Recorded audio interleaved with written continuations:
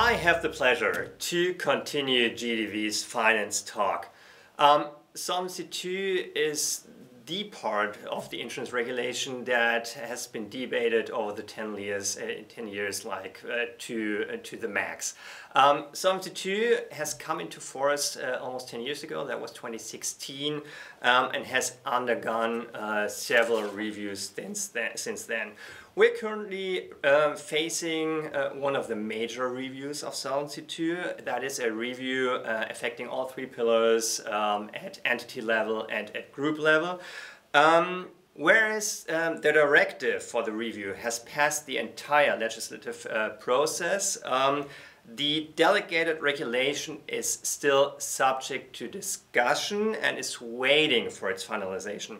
Now, delegated regulation might sound minor, but it does in fact comprise major changes to Solvency II at a very technical level. Now, the content and the impact of the current discussions on the delegated regulations will be subject of my conversation with Angus Scorgie. Now, Angus is Insurance Europe's head of prudential regulation and international affairs reinsurance. Insurance Europe, i.e., is the umbrella association of Europe's national insurance association, including GDV, including us. And Angus is Insurance Europe's top expert in the field of prudential regulation and especially Solvency II. Angus, many thanks for joining GDV's Finance Talk. Good to see you.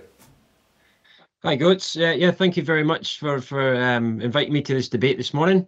We've discussed Solvency II for many years now, as you say. So, looking forward to further discussing this topic in this final stage of the review. Great. Let's get straight into the topics. Now, to start with, what is IE's Insurance Europe overall perspective on the draft delegated regulation? Is it going to the right direction? What is your perspective? Yeah, so I mean, maybe just a few introductory comments on the whole Solvency II review from my side. I mean, as you say, the Solvency II directive, the level 1 legal text was agreed earlier this year, and for us, it really did lay the ground for good improvements. From the industry side, European industry, we set out to achieve, I think, 3 things with this review. One was to remove some of the excess capital as we see it within the system. To free up the capital to invest in worthwhile investments and products. The second was to reduce some of the artificial solvency volatility that we see, and the third was to reduce the operational burdens, which I think have become, gradually increasing over the years, and we think there's a bit of room for improvement. So, as I say, the level 1 text gives us a good framework to reduce that, and there were some details in the level 1 text which go in those direction. But many of the details were left to the discussion at the technical level at the delegated regulation. But as you say, it's important to get those details right because the details can have big impacts on the capital and the volatility. And the capital and volatility in turn impact the products that companies can provide, the prices they can provide it for, and the investments they can make. So very important to get these details right. I think the other introductory comment that I'd like to make is, the industry fully supports Solvency II, and we like the risk-based nature of it. Absolutely. And we always try to have risk and evidence-based positions ourselves. So recognizing that within an actuarial context, which Solvency II is, there's a spectrum of models, there's a spectrum of data you can use, and spectrum of assumptions you can make, which do give different outcomes. But the industry has always put forward its positions with supported evidence and justification. So I think it's not just, but I could give you a good example, Goetz. When I first met you, I think about 10 years ago, one of the first topics we had was discussions we had was on interest rate risk. And on interest rate risk, there's a problem right now, and as part of the review, we're fixing that problem. And I think industry has been supportive of fixing the problem, and we had a good discussion with the EIOPA, with the Commission, on how to fix the problem, and we came to a good solution. So, just to say that I think, industry, we're not out there to just reduce capital without justification. We are trying to take an evidence-based, justified approach. So the level 2 is a large text. One of the issues with Solvency II is that there's I think it's about 130 pages or something like that. Yeah. Full of technical details. Huge amount of technical details, exactly. So But overall, I think, the Commission put forward its proposals earlier this summer, over the summertime. And, I think sometimes they do go in the right direction. I think overall it goes in the right direction, building on the level 1 proposals. But the political ambition, as we understood it from level 1, was, to as I say, to reduce this capital and volatility issues that we see. And the numbers that the Commission quoted at the time were 90 billion reduction in capital. I think the Parliament talked about 100 billion capital reduction. And to be honest, we just don't see those feeding through in the level 2. So I think what we see is good attempts and good steps in the right direction, but ultimately, I think we would like to see a little bit more. But does that mean that, at level 1 there is an attempt to boost economy and to mobilize private capital, but at level 2 we don't really see the reflection of those ambitions? Yeah, I think we do see attempts. Yeah, I think we do see attempts. But I think there's room to go further. And I think that's our basic message, is that if you really want to have this, push the economy and free up this capital, then you need to make bold decisions. If the Commission want bold outcomes and we want good objectives delivered on European level, we need to make bold decisions. If you had to choose, like, 3 top changes to the level 2 text in terms of, like pillar 1, the quantitative aspects, what would that be from your perspective? Yeah, I mean, I think now the key topics that we're discussing now are what I would say are changes that are being made where perhaps the industry doesn't see the need to make changes. The key one is on the extrapolation of risk-free rate curves. So these are important for the valuation of the liabilities. We have a system that's been in place for 10 years. The system's not perfect, but do we need to change it? Big question mark. And now we have long, elongated discussions about changing it. So I think what we would like to see there is, stability coming through. It's important for us to be able to have transparency and stability on this discounting curves. Another key change is the risk correction under the volatility adjustment. Again, we have a system that works quite well just now. In fact, but there's a demand to change it from the regulatory side.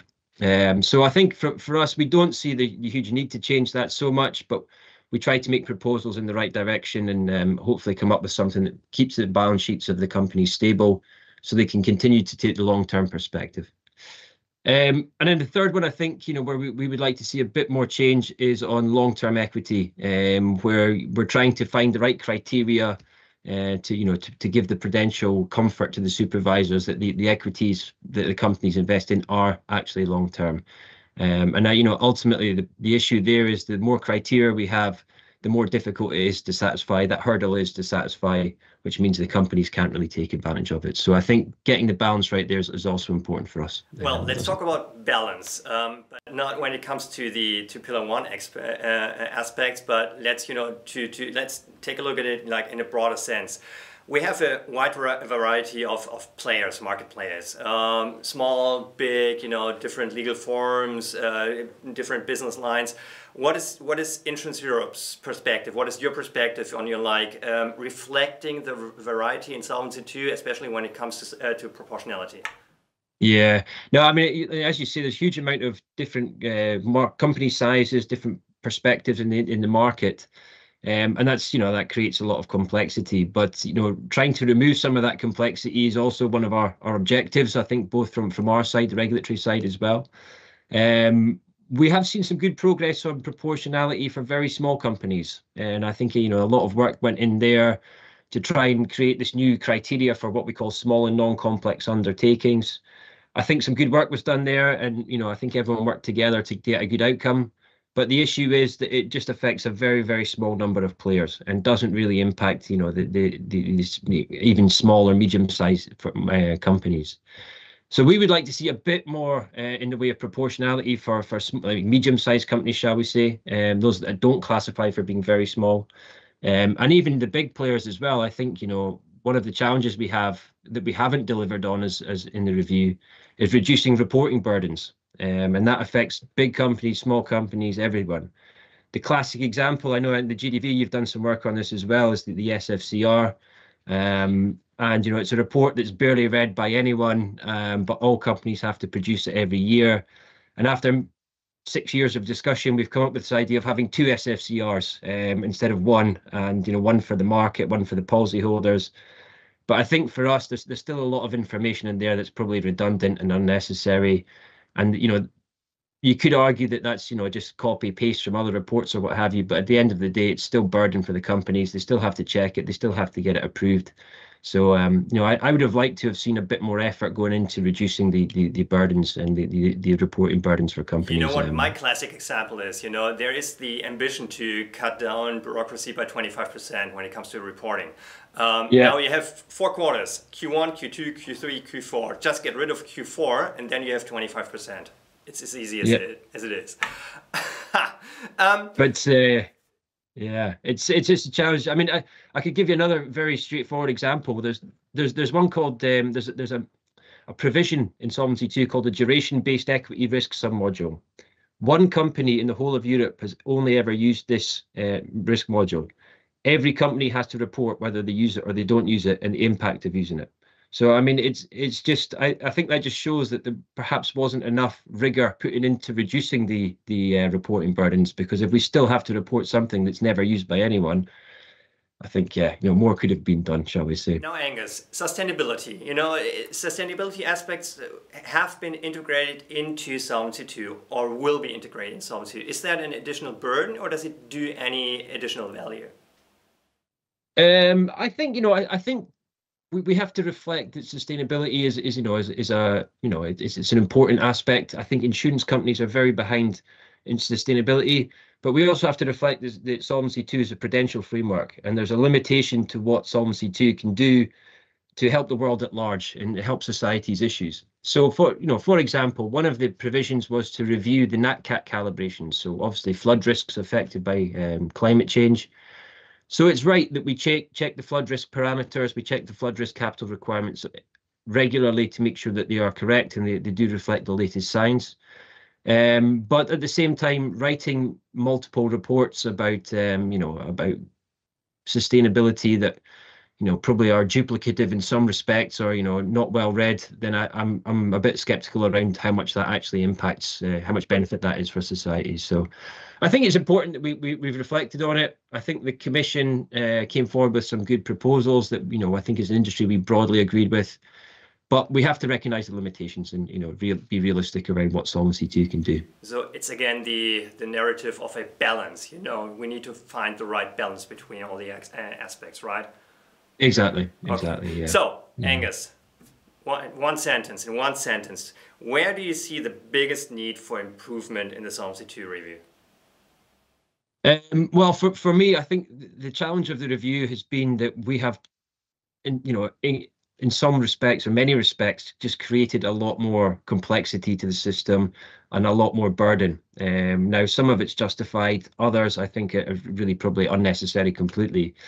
So I think for me, where would I see the biggest improvement is really to try and keep focusing on reducing the operational and reporting burdens. I think there's still a lot of scope for improvement there. And I think, it's in everyone's interest that we don't have, endless reports, endless requirements, endless useless calculations being done. So that's where I would focus our attention, actually, in the coming times. Thank you very much, Angus. Our conversation shows that you are the top expert when it comes to Solvency II and other aspects. So thank you again very much. The audience has gotten a brilliant overview of the Solvency II review. And I'm looking forward to continuing our finance talk in the future, also with other aspects. Please stay tuned.